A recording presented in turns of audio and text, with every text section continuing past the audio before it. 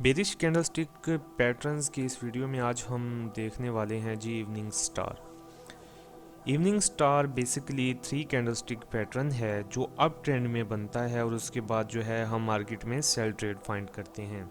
Evening star 3 candlestick pattern है जिसमें सबसे पहले हमारी एक बुलिश कैंडल आती है, उसके बाद दूसरे नंबर पे हमारी एक बुलिश या बेरिश दोनों में से कोई एक कैंडल बनती है और तीसरे नंबर पे जो है हमारी बेरिश कैंडल बनती है।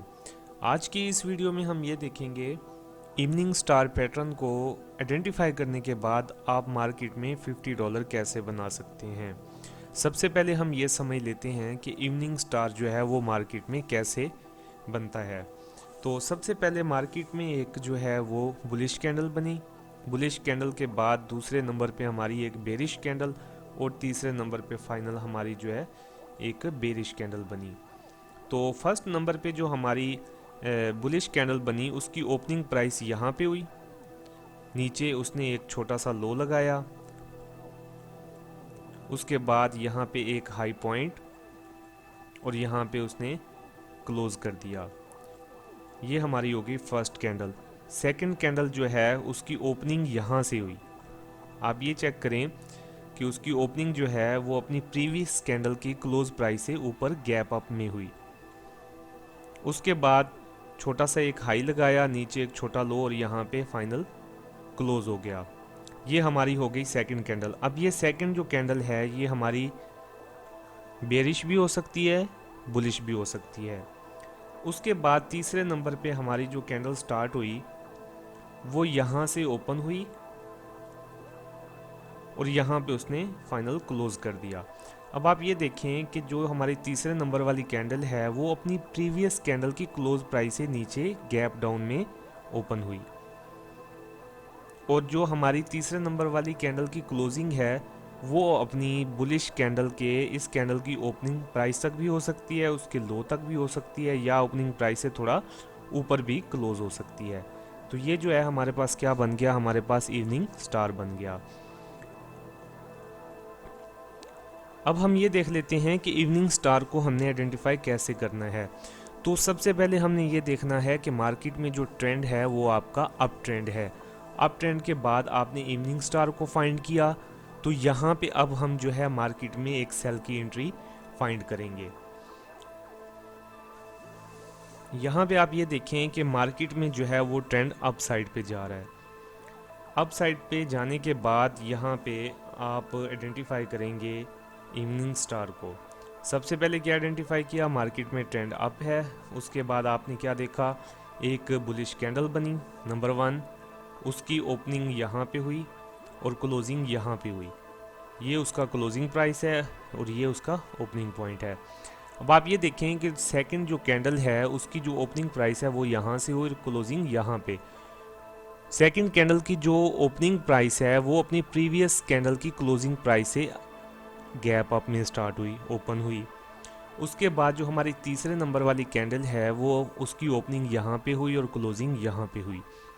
अब तीसरे नंबर वाली कैंडल की जो क्लोजिंग है उसकी अपनी बुलिश कैंडल की ओपनिंग प्राइस से ऊपर हुई और जो तीसरे नंबर वाली कैंडल है उसकी ओपनिंग में स्टार्ट हुई।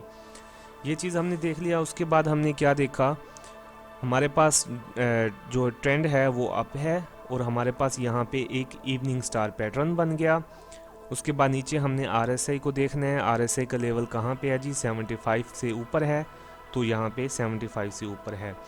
अब बेरिश कैंडलस्टिक पैटर्न्स में RSI का जो 75 से अप या अप जाने की जो लॉजिक है और हमने RSI को बेरिश कैंडलस्टिक पैटर्न में उसके साथ कंबाइन किया हुआ है, तो आप ये RSI वाली वीडियो जाके देखेंगे तो उसमें आपको ये सारी लॉजिक जो है वो समझ आ जाएगी।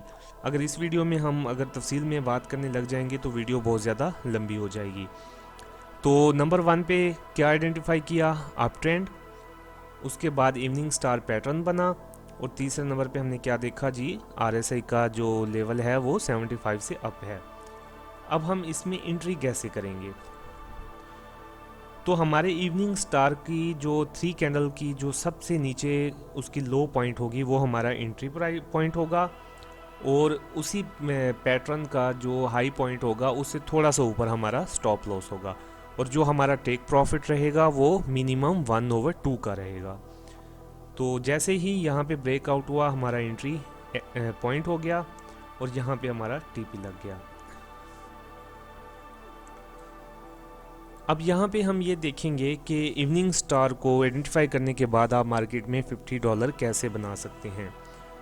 तो सबसे पहले तो ये चीज़ आपको क्लियर हो गई है कि मार्केट में कोई भी पैटर्न 100% नहीं है। तो इसके बारे में भी यही बात है कि जब तक आप मार्केट में प्रैक्टिस नहीं करेंगे ये आपके लिए बेनिफिट नहीं होगा। तो यहाँ पे मैं आपको एक सिंपल मेथड बता देता हूँ कि मिनिमम आपने 20 पेयर सेलेक्ट कर लेने हैं।